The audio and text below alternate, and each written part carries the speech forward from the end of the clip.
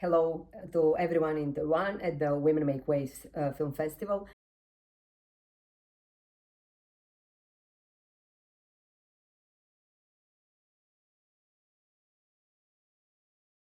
Every film project starts in my own space, in my own history, in my own geography. Because I'm a documentarist, usually it's associations and it's experiences, it's coincidences that happen, take me to a certain question.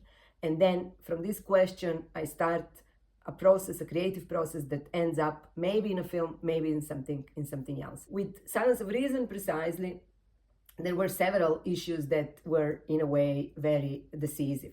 One was my direct encounter with women survivors of wartime rape 10 years ago in 2014. And that encounter was so strong that it stayed with me emotionally, physically, and in every sense. One more thing was decisive in terms of the film was my encounter with the archive at the Hague Tribunal. My first encounter with the archive was for my previous film, Disturbed Earth, and this moment of realizing that there is this court up there in the north, in the Netherlands, where so strong experiences of our own history is stored there, is archived there, it's governed there. But then finally I came across the testimony of witness 87, which was so strong for me that it was clear that the film is there and it can be nowhere else. So through 87, I found the film in a way.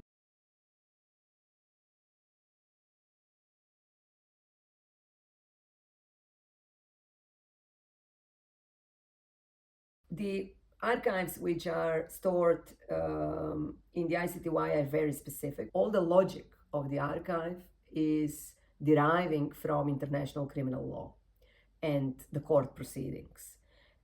Therefore, there is nothing like an archive catalog. The most difficult part of working with these archives precisely was to learn the logics of the court, because without them I could not find a single item. The archival database is fully digital. Every archival item is digitized, so this is very easy. However, you cannot find a single item if you don't know how to look for it. It's always zero result, zero result. So I had to learn the proceeding of the court to slowly start discovering videos that were used as an evidence by the court, images, photos, scans from different documents, and finally also testimonies. First, I started reorganizing or re-archiving the archive of the court. I created my own archive from the archive. So instead of following the logic of the court, which is by day or by hearing or by perpetrators, I organized the archive based on the survivors. So I organized folders for each women survivor, and then I started developing the system chronologically, the experience they went through,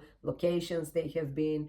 The first decision was that we will not use a single archival item that has been entered in the court by the ones who were violating. This decision cleaned the archive, minimizing it from thousands and thousands items to 130 something. Then the second layer was for me to sculpt the text based on the survivors that we identified. So I identified more than 30 women. I reorganized their testimonies in a way which is providing the gravity and the experiences they went through, and it provides them a dignified treatment in the material, in the archive. Finally, once I finished sculpting, I started organizing the locations with photos, with videos, with sounds, with ideas, with trajectories, with movement, and so on. Finally, one of the most important decisions that we made, we will not use a better kind of video from what we found already in the archive. I contacted the ICTY, I requested high resolution. The fact that they didn't respond to this was in fact the best that happened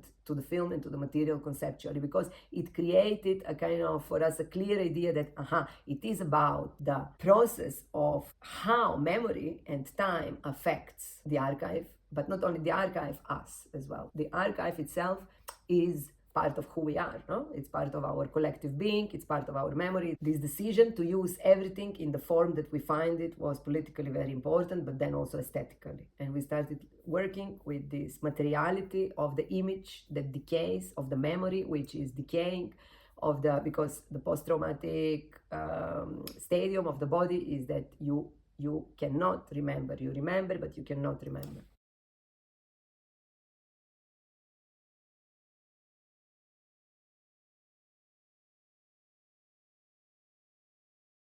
another very important theoretician and an artist in this case, Azoulay, in one of her articles titled Natural History of Rape. She starts with the idea that rape is the only crime in human history that is present since always. However, there is not a single documentary proof, documentary photo, image of rape. In the absence of such an image, every image of the space becomes a proof of the crime itself.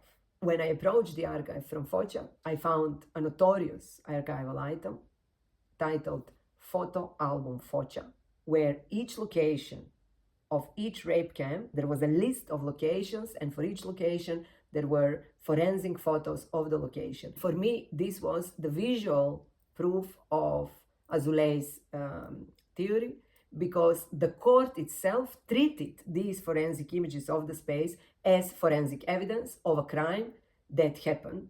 The impossibility of capturing testimonies in every other form but the translation of the audio testimonies, which meant English text on screen, this created the idea that the film can happen only in the space between the screen and the audience. The same mechanism is activated with the use of the landscape, because the space becomes a space of crime between the audience and the screen, in between.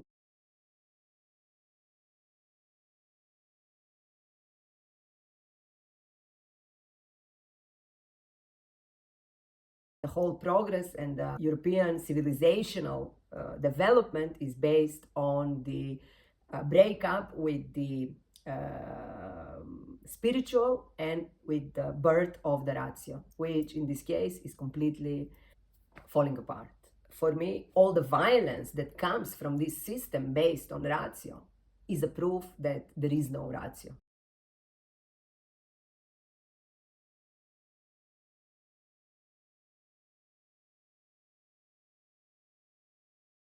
Silence of Reason, we are following the different subjects which are anonymous. First, because the court was sensitized thanks to a great team of women who were at that point working very closely with the chief prosecutor to secure a very high protection of the witnesses, and therefore their true identity is never known and will never be known. The anonymity that women take and that they accept, from which they then act, allows for thousands and thousands of other women who survived the same crime but never could find strength to testify and to come to terms with it, to inscribe their experience in their bodies and in the survival. Anonymity is not lacking subjectivity, but it is opening space for everyone else to inscribe into your own experience.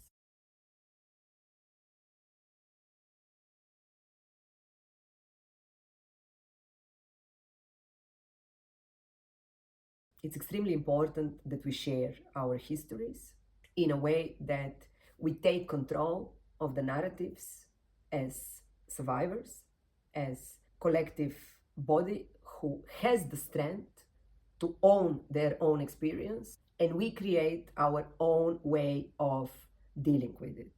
We share, we learn from each other, but we make the decisions and we create the discourse around it, and we own the narrative simply. Because for me, one of the most painful and dangerous aspects of patriarchal societies is that the concerned subjects are not owning the narrative. They are positioned from the outside. So I don't want a male perspective on sexual violence during the war in Bosnia. Yes, there were men who were victims of sexual violence, but for me this is not a political category of men. For me, the political category there is a survivor who is telling and owning the narrative. I hope that Silence of Reason inspires Taiwanese women to find a way to shape their own narrative and to really re-archive this experience from their own point of view, from their own point of experience. Thank you so much for this possibility to share with you, and I hope that next time we will be together in person. Thank you so much.